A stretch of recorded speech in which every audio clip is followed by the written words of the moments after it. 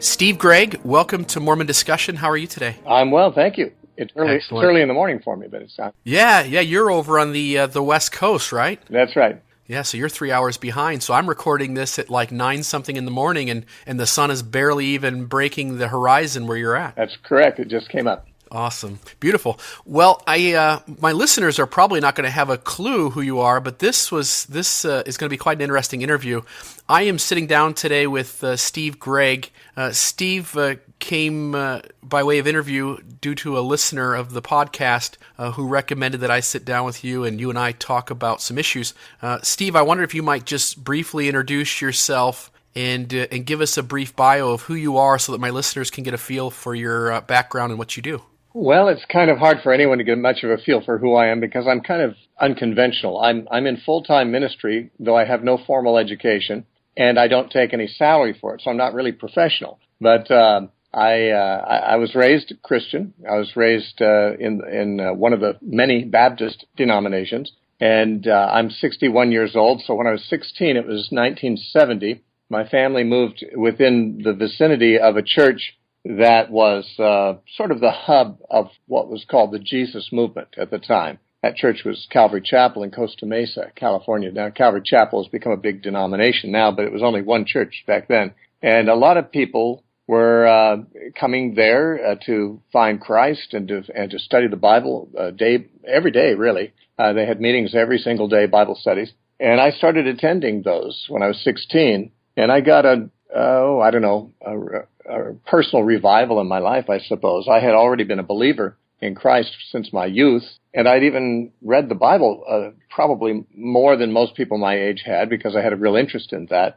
But from the time I was 16 on, I really just had a desire to just walk with Jesus in the way the disciples did. You know, I actually had, growing up, I'd read the Gospels and I'd read the book of Acts and the story of Jesus and the disciples. It really, it seemed like ancient history to me. But somehow coming into this revival and around all these people who were talking about Jesus like he was a real companion, and me myself discovering him in that way, it transformed the way I read the Bible. When I read about Jesus, it was like I was one of the people in the crowd listening to him. It was, and when I read about Paul and Peter in the book of Acts, it was sort of like, I don't know, it just seemed like a milieu that I had stepped into, where Christ was real, not just an object of my faith, somebody I really knew other than by hearsay, and who I was walking with and living with. The reality of God came to be much more, sensate, I might say.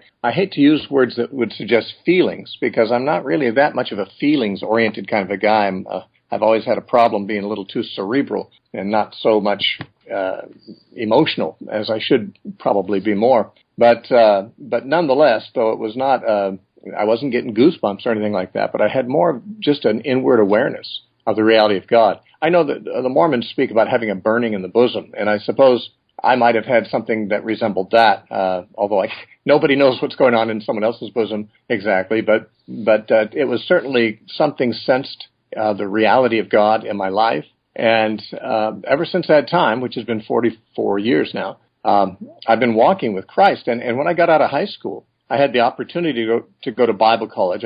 My grandmother wanted to pay my way through Bible college. And I decided instead just to live much more of a primitive Christian life, sort of like I felt the disciples did. And one of the things I determined was that, like Jesus and the disciples, I would not charge for the ministry. I would not take a salary from anyone. I just trust God to provide for me in all things, and I would just do what came before me to do. And so I've kind of lived a really unconventional life. I don't say it's a better life than what someone else has lived. It's just unconventional. I don't meet very many people in Christian ministry who, are full-time in the ministry as I've been, and yet it's not a job in any sense. I've never worked for a Christian organization. I've never been on staff. I've been a leader at church, but I've never been paid or anything like that in a church. So I've done a lot of different things. What I do mostly these days is travel and teach for Christian groups that invite me, and also I have a radio broadcast every day. In fact, I have two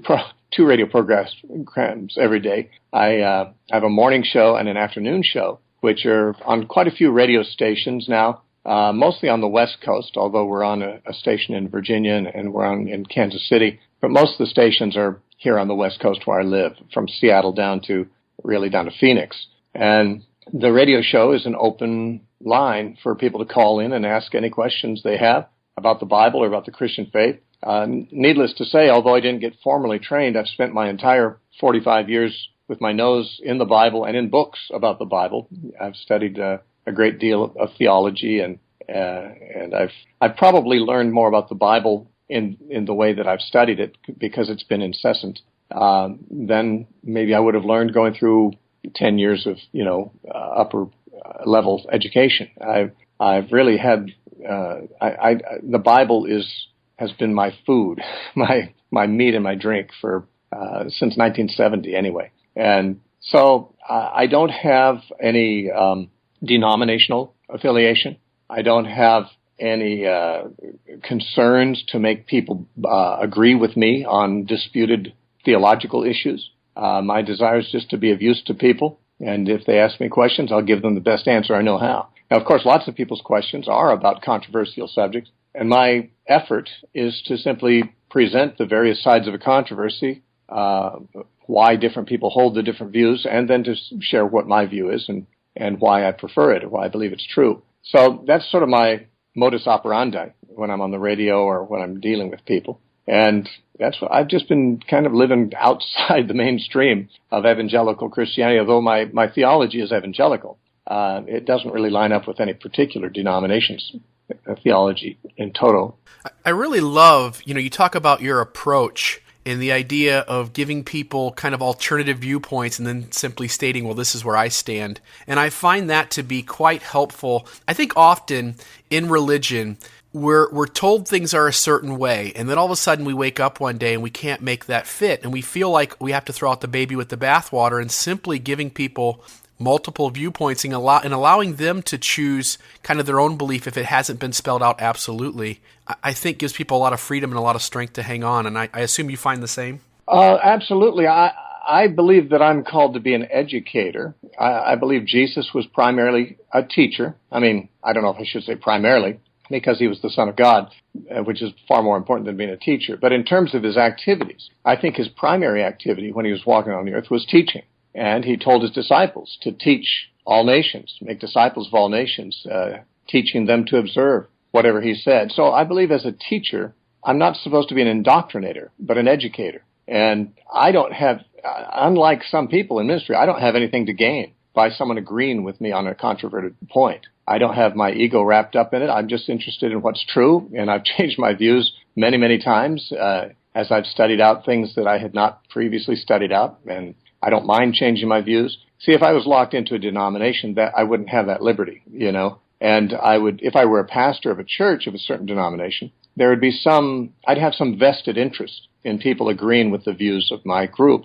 But since I don't lead an organization, I don't lead a group, I'm just interested in what's true, and therefore I'm willing to look at all sides. And I think that a teacher does a service to his listeners to let them know as much as they can about all sides of an issue and respect them enough to give them the ability to think about it. I think maybe my philosophy of teaching in that area was developed by the fact that my early teaching that I sat under when I was young was not that way. I was taught a certain view in particular about the end times, popular view, and I taught it myself because I just learned how to regurgitate what I was told. But over the years, as I studied the Bible itself, I found that the view I was taught really didn't match up with the Scripture that well. And then I discovered through my own research that there were quite a few other views besides the one I had been raised with. And I have to say I kind of resented my teachers for not letting me know.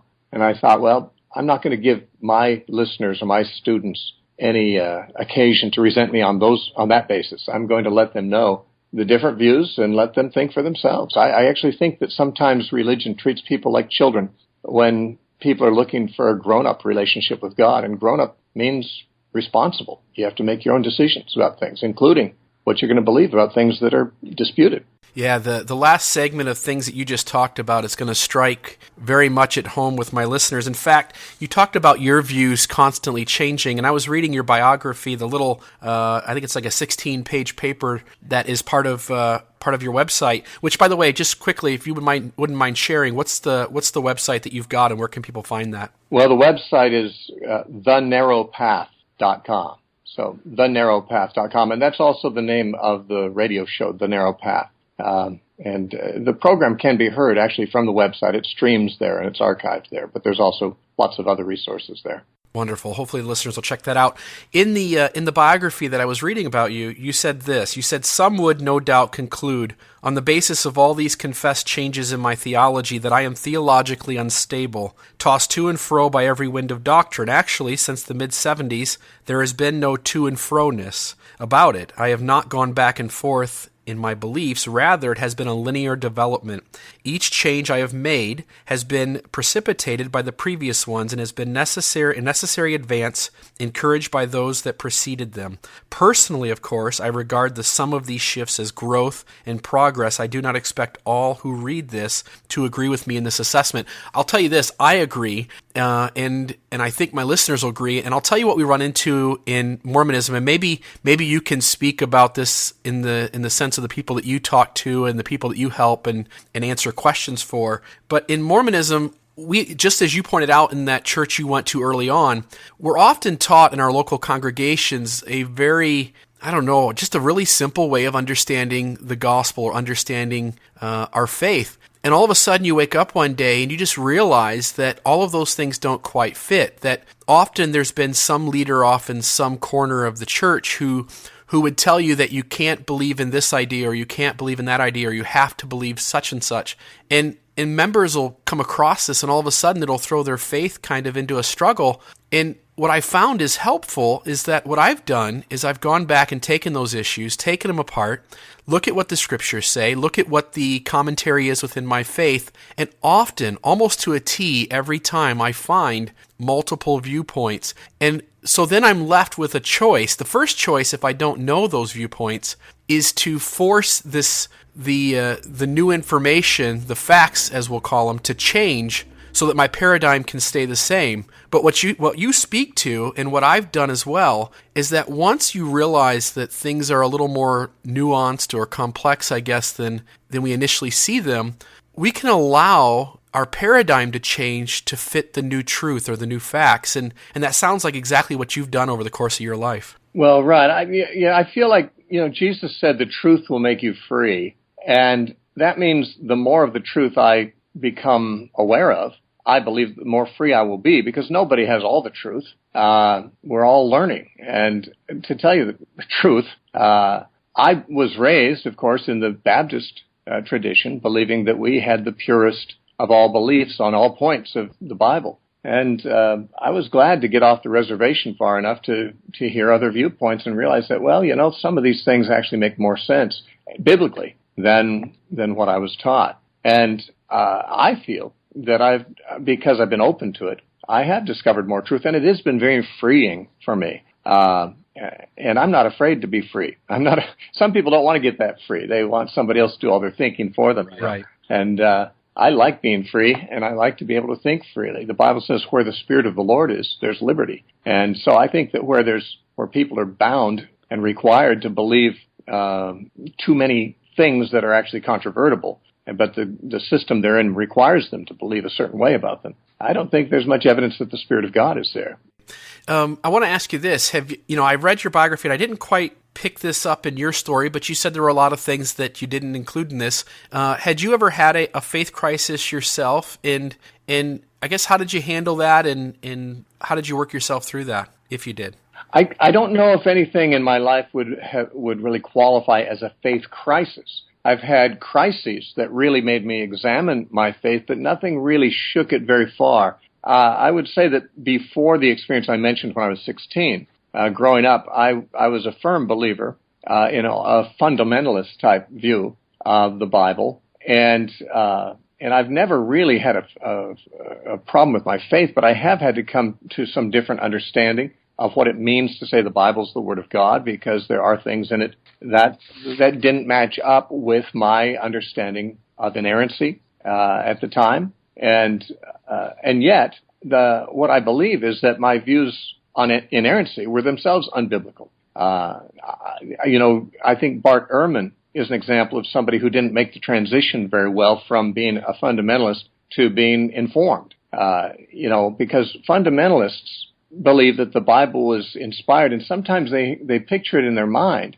as almost a automatic writing kind of a situation, where a prophet or an apostle puts his pen in the ink and lays it on the parchment, and suddenly something takes over his mind, and he's no longer himself briefly while he writes his letter or while he writes his book. And suddenly, he can't make any mistakes because he is now writing the Bible. And I think Bart Ehrman was raised with that view, and so was I. The difference was that when he found out that that's not the way it worked, and that the Bible's, even the evidence within the Bible itself, doesn't encourage us to believe that particular view, I think he just threw the baby out with the bathwater and just said the Bible's not true. I figured, well, maybe my teaching that I was under wasn't true.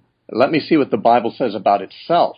And when I looked for that, I found that the Bible doesn't really claim the things about itself in some cases that I was suggesting. I mean, for example, this thing really stood out to me. In 1 Corinthians chapter 1, Paul's writing to the Corinthians, and he says, I thank God that I baptized none of you except Crispus and Gaius, that you would not say that I baptized in my name. And then 2 verses later he says, oh, yeah, that's right. I remember now, I did baptize the household of Stephanas also. And if I baptized any others, I don't remember. That's what he says. And, I think, okay, so he made a mistake, and he admits his mistake and corrects it and says, and I don't remember if this is even a comprehensive list. That is to say, Paul doesn't talk like somebody who's the direct mouthpiece of a channeled oracle. He's a man who's obviously writing from his memory, writing from what he knows, but I have no trouble accepting the authority of what he writes, because frankly, he was a man who had a lot closer walk with God than I do, and he was selected by God to speak for God. So I've got no problem letting him tell me what's true. But I do have a problem now in trying to impose on his writings something he doesn't say about them. For example, when Paul says in 1 Corinthians 7, concerning virgins, I have no commandment from the Lord, I'll just give my judgment about this. Oh, back when I was younger, I used to think, well, Paul can't be just giving his judgment. This is in the Bible. He must be giving a word from the Lord. He must not know that he is. He says he's not, doesn't have anything from the Lord. He must be mistaken about that, which is kind of a weird thing to argue, because it's arguing that I know something about Paul's writings that he doesn't know. Right. But in fact, he doesn't claim to be writing under inspiration, but he does claim to be an apostle of Christ. And an apostle of Christ speaks with the authority of Christ. It doesn't mean he speaks infallibly like a prophet, but I just had to alter my views about certain things. Now, I believe when someone like Bart Ehrman discovered that his original view of inspiration or inerrancy of the Bible was not well thought out and not in touch with reality, I think he just kind of chucked the whole belief in the Bible altogether, to tell you the truth. And I don't think that's absolutely necessary. I don't think that's necessary at all. I think I can adjust. I can realize that what I was taught was a tradition of my religious group. And frankly, it's sort of a tradition of American evangelicalism. But the Bible doesn't say I have to follow American evangelicalism. The Bible simply tells me that it's telling the truth, and I believe that it is. So I do use the Bible for all my beliefs. I consider the Bible to be authoritative in all matters of faith and practice, but I don't hold this kind of magical view of inspiration that I think I was raised with. And learning that kind of thing didn't really put me in a crisis. But I guess because I really do love the truth, anything I learn that's true, even if it upsets the apple cart, is kind of thrilling for me. Not because I am addicted to novelty. By no means. I'm actually fairly conservative. It takes me a long time to change my mind about something. But once I find that there's reason to change my mind, it's kind of intriguing. It's kind of an exploration that's like a treasure hunt. And so I've never thought that I have anything to be threatened by from the truth, although the truth may lead me into things away from my tradition in some cases.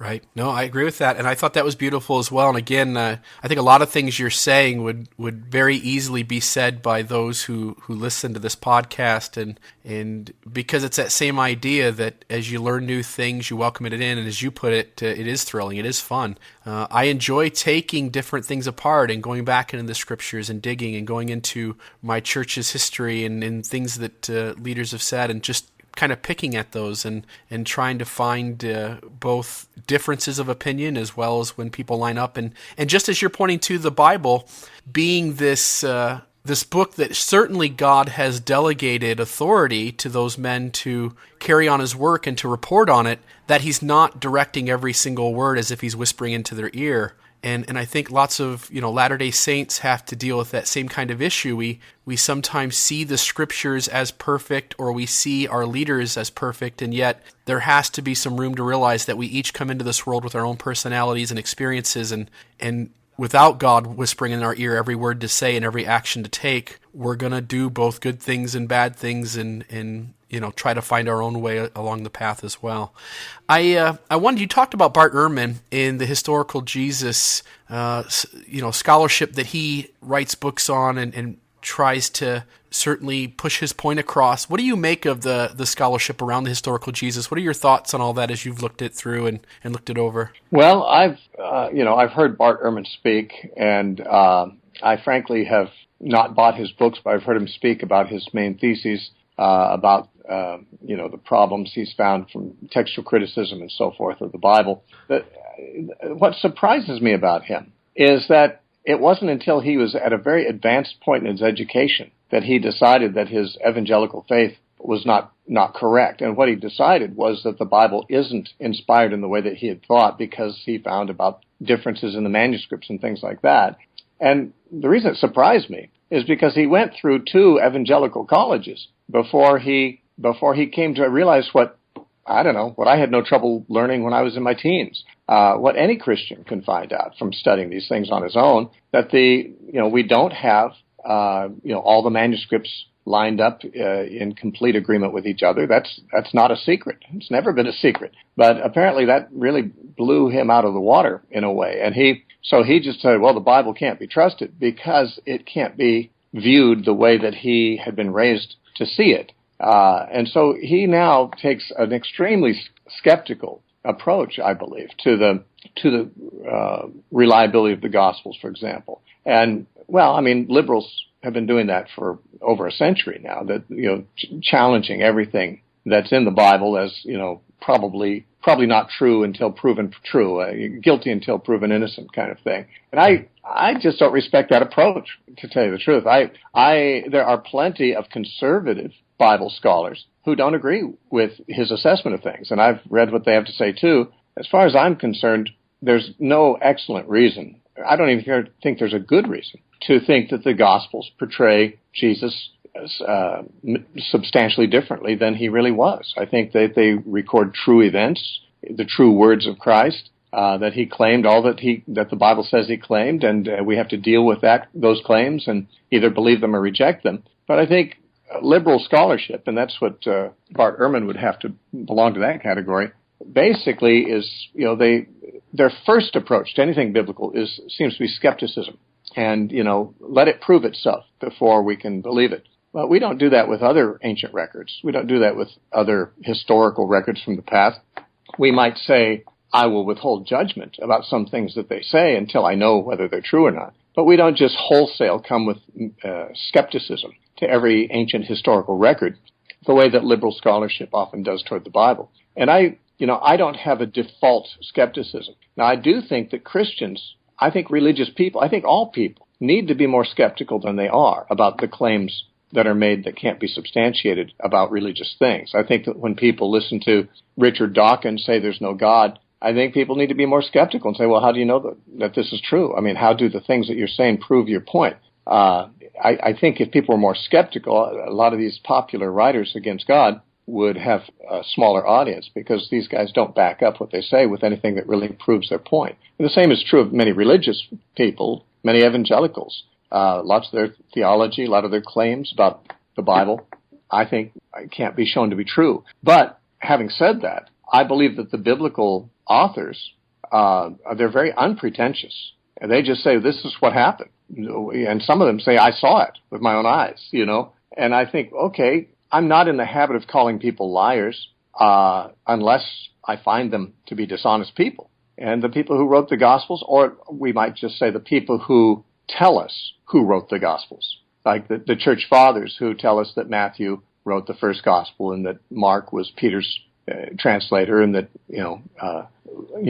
John was the disciple whom Jesus loved, and so forth. Those early church fathers who give us that background, I don't think they have any reason to lie to us. I don't, frankly, and I don't come to their words with default skepticism. I'm willing to be skeptical if I catch them saying something irresponsible or probably not true. But unless I have reason to believe that they'd be motivated to lie, I don't attribute bad motives to them any more than I do to anyone else who I talk to or read. And I think liberal scholarship treats the Bible like they treat no other book, with more skepticism than they would apply to almost anything else in ancient records. Yeah, you look at the New Testament, and I think it's Paul who is essentially testifying of all those who saw the resurrected Christ, and I think at one point he says there's several hundred of you that saw him. When you start making claims about things like that while the people who were part of that experience are still alive, I mean, that puts a lot more weight on what they're saying. And kind of what you're pointing to, having read a lot of Bart Ehrman and others who kind of take that same approach, and recently on the podcast, it'll be coming out here soon, I have an interview with a LDS scholar, David Bakovoy, and we talk about the historical Jesus and the scholarship that's out there. And then I've also listened to N.T. Wright and some of his audio programming on the historical Jesus. And what I find is there's a lot of Christians out there who read people like Bart Ehrman, and all of a sudden it throws their faith for a loop, and they begin to doubt whether the things that they've based their faith on are true.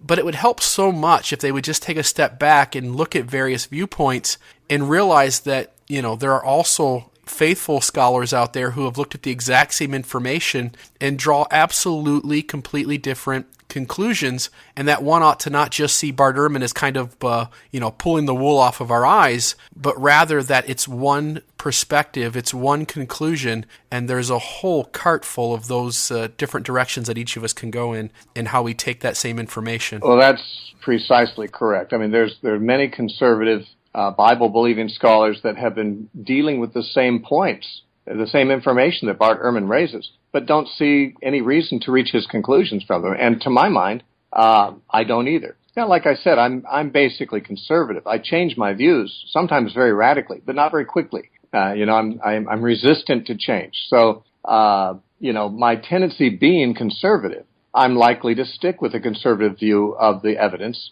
That is, a conservative interpretation of the evidence, unless there's some compelling reason to go another way. But as I see it, the things we believe about the Bible are based on what the earliest church fathers tell us about it. And I feel like, those church fathers, they didn't have any motivation to fool themselves and others as to who wrote the scriptures. And if they did, I mean, some people think, they wanted to claim that the scriptures were written by the apostles and so forth, just because it would give them credibility. Well, if the four Gospels were not written by the four traditional authors, why did anyone come up with the idea that Mark or Luke wrote any of them? These are very obscure and fairly unimportant characters. Right. And certainly Matthew and John are important characters.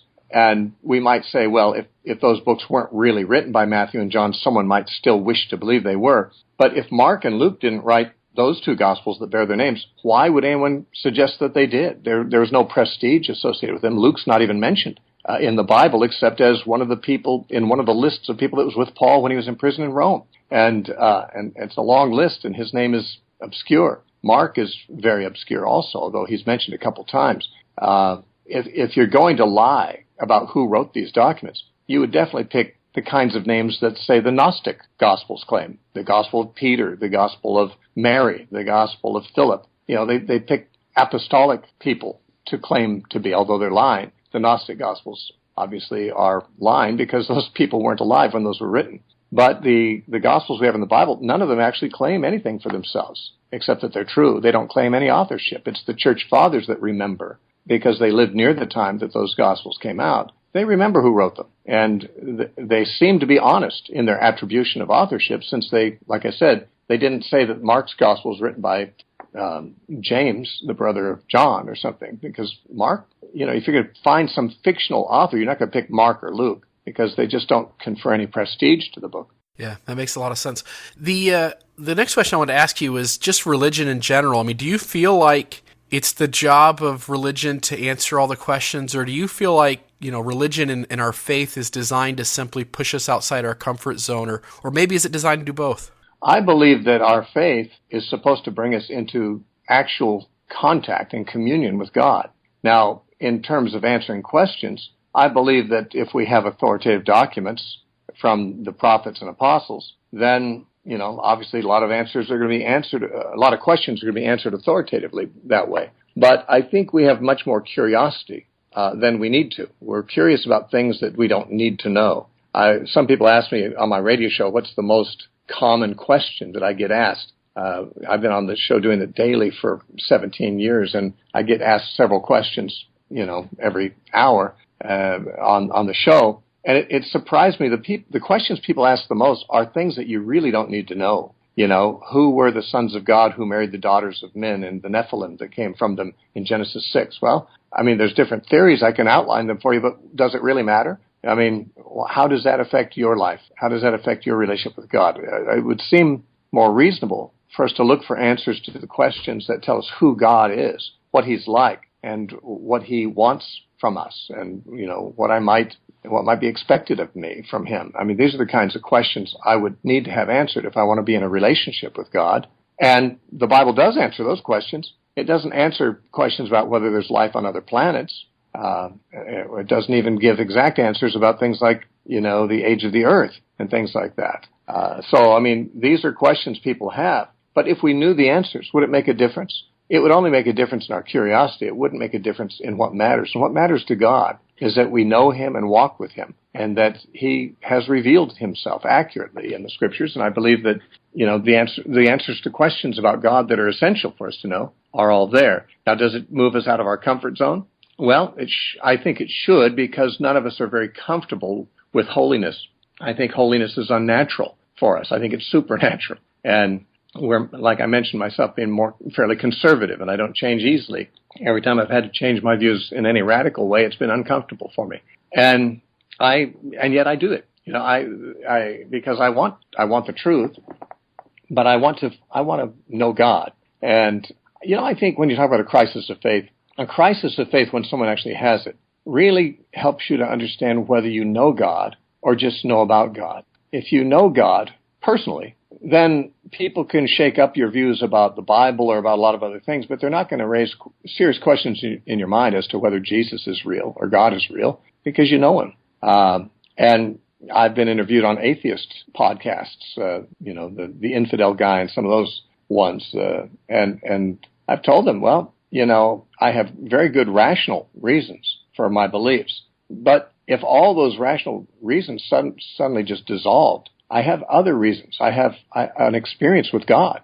In fact, in all my conversations with Mormons, that's what they end up testifying to also. If they say, well, whatever else may be said about our faith, we have this witness, we have this testimony. And that's kind of unshakable. If you have this testimony, that God is real in your life, then you can, your faith in certain propositions can be shaken. But it's really hard to shake your faith in God Himself. I actually have told people, and I believe this is true, that it would be as difficult for me to doubt God's existence, having lived with Him this long, as it would for me to doubt my parents' existence. And that may seem like a hyperbole, but I think it's quite literally true. No, I find that beautiful. And I, too, as you're saying that, I can look back on experiences in my life that while I may doubt lots of things, I've had answered prayers. I've had things happen that are beyond just, I feel good, or, that was a strange coincidence. And so those kinds of things, hopefully each of us have had those, and we can rely on those as a strength. I like, too, your thought that we shouldn't be spending time on the periphery of religion, but rather get to the heart of the matter, which is to know God, to know Christ, and to essentially find what they are asking of us, and to submit our will to them, and not be so concerned, as you point out, the age of the earth, or whether there's, beings on other planets, as you point out, that really doesn't matter. It has no effect on our salvation. And I wanted to ask you, I've got two other questions I want to talk to you about, and then I want to talk for just a moment about your books. In regards to your faith, what are your favorite parts of your faith, or what are the things you find most exciting as you delve into your beliefs and into your faith itself? Well, my relationship with God has transformed my experience of many things, but probably the most significant is my experience of suffering. I think suffering is the most universal and most perplexing aspect of human experience. And it's that which challenges people's faith the most. I mean, if there's a good God, why does life hurt so much is really the question that everyone's asking, especially when they're suffering. I've been through some suffering myself. Won't go into it in detail, but I've had some significant losses that were very really knocked the wind out of my sails. Almost took away my desire to even live. Although I've never been suicidal or anything like that, but I've often lost. I mean, a number of times things were so bad that I didn't have any will to go on. And yet, because of my knowledge of God and my relationship with God, I realized that these things, as inexplicable as they may be at the present moment, are not something that come randomly. They come from the hand of a Father who cares about me. And God is in control of things in my life. I don't say that God makes everything happen, but he certainly has the power to prevent them from happening, at least from happening to me. Some people say, well, God can't stop you from suffering because other people have free will. Yeah, they do have free will, but it doesn't cancel out God's free will. I mean, if somebody wants to, if a drunk driver is veering toward my car on the freeway, God has every power to veer him the other way. If something comes into my experience, it is my conviction that God has allowed it to come into my experience. I once, among the things that I've alluded to, I had a wife who was killed in an accident some years ago, and many people just asked me, "Oh, are you mad at God for that, or did that hurt your faith in God?" I thought, why exactly would that make me mad at God? I feel like God has the right he brings us into the world. He has the right to take us out. If God exercises his rights, I'm submitted to him. He's not submitted to me. My relationship with him is not, God, you give me all the right answers and I'll follow you. My submission to God is frankly unconditional. So it was a great disappointment, a great pain in my life when my wife was killed, but it never occurred to me that it was somehow unfair or somehow God didn't have the right to do that kind of thing. But my faith in God is that he is really the owner. He's the owner of the world. He's the owner of me. And he can do whatever he wants with it. But I know this, that he won't do anything that is in conflict with his love for me. And that as painful as some experiences are, I have every confidence that they work together for good, like Paul said they do. And so, I mean, that's probably the thing I enjoy most about my faith, is that my life, like everybody's life, has had its trials and sufferings. Some of them very severe, but actually, it's transformed my experience of living to have God as the center of my concern, the center of my confidence. Yeah, I appreciate that. And maybe just to share 2 cents back with you, as I look at my faith, it's kind of along the same lines. It's kind of a different side of the coin, but I felt like early on in my time in the LDS Church, I was taught that, Mormons overemphasize works and underemphasize grace. And as I began to dig into my faith and begin to look at the different talks and sermons and things that have been given, I've allowed room for grace to come in and begin to see that, and maybe just to correct a misconception sometimes that's out there, is that Mormons don't believe in grace, and that's completely untrue. But often at the local level, we sometimes overemphasize this idea of works, and just to say that grace is just crucial to me. It is my one of my pillars of my foundation in my faith in God, is the fact that there's his grace ready to kind of lift me up and enable me to do things that I can't do on my own.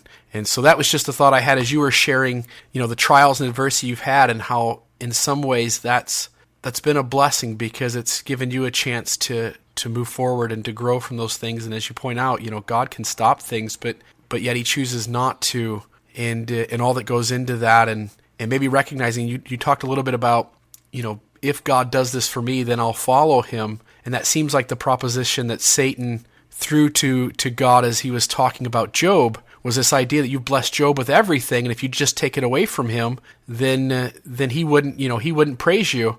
And God's comment back to him was essentially into thy hands I allow you to tempt him and to do those things.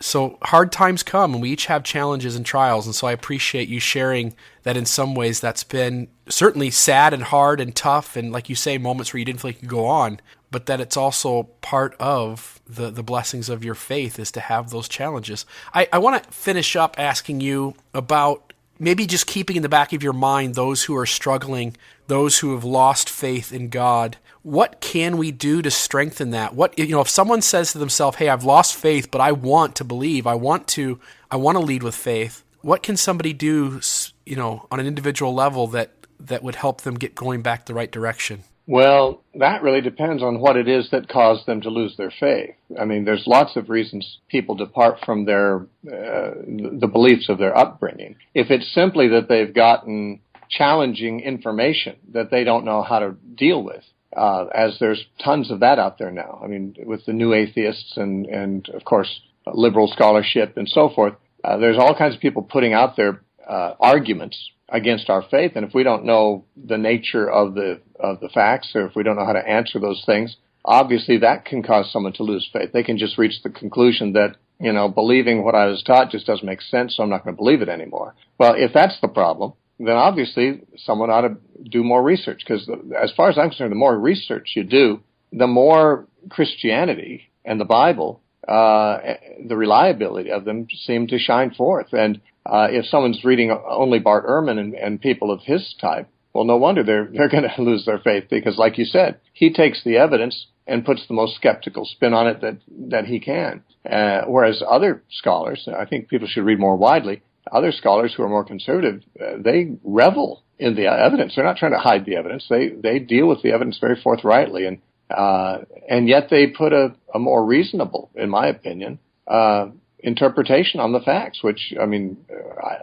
I don't think that they're trying to conceal anything. I think they're trying to just make sense of the facts, and I think when you do, your faith will be strengthened. But I think a lot of people have left the faith not because they've heard arguments against it, but because of some other reason, maybe an emotional reason. And I think this is more often true than not. Even if they lose the faith because of intellectual things, often there's also an emotional component that's making them vulnerable to that. Right. And I think the emotions that cause people to lose faith sometimes are disappointment with God. They expected more from their faith. They expected that they'd feel something more. They expected that things would happen for them that didn't happen for them. That God would have, given them a different set of circumstances, and He didn't show up for them. And they're maybe a little bitter toward God about that, disappointed and embittered about God. Now, I guess how could someone get over that? Well, I think you get over that by saying, God is more important than I am, and His purposes and agendas are more important than what my preferences are. And if God's doing something He's been working on for thousands of years and He's going in a certain direction,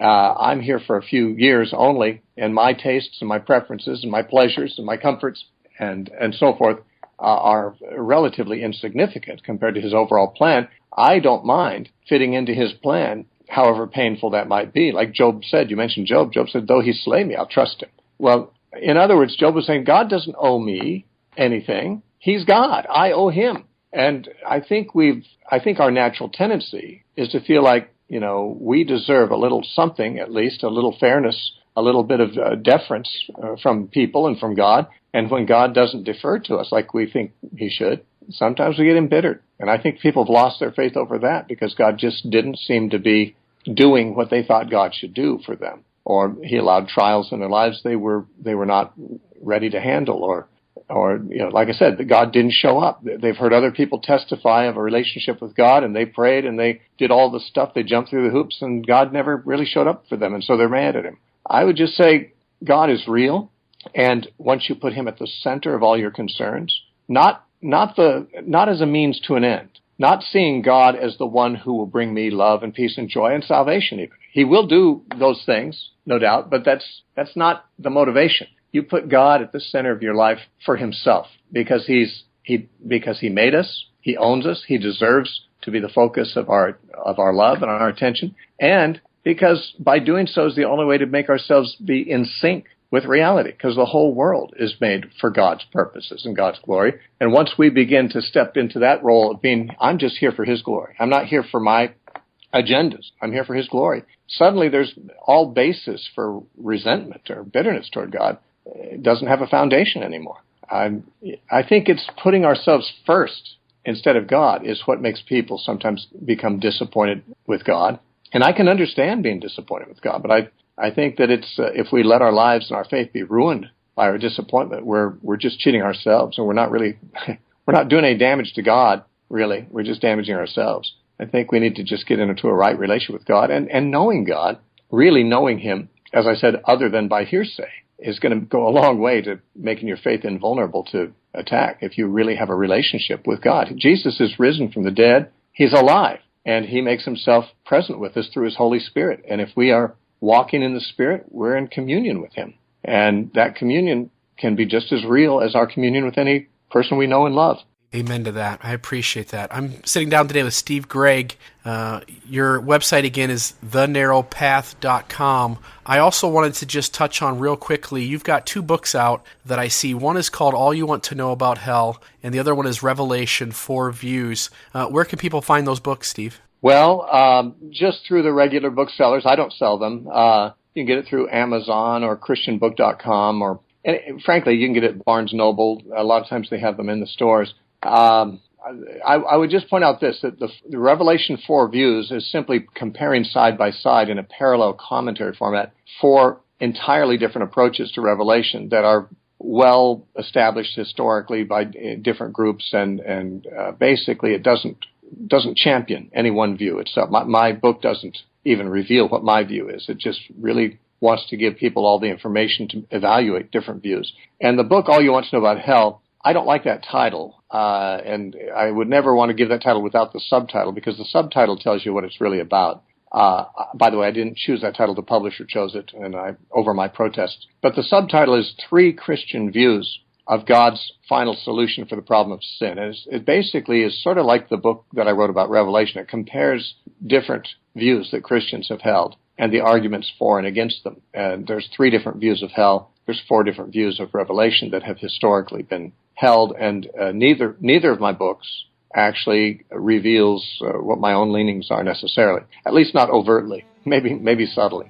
Well, I appreciate that, and I think, again, just finishing off the way we began, it's this idea of giving people options and giving them different ways to see the information and letting them, in their own relationship with God, choose that path that best fits their way of thinking and their way of trying to incorporate God's grace into their life. And so I appreciate it. Steve, thank you so much, and thank you for being on the program. Good. Well, you have a great day.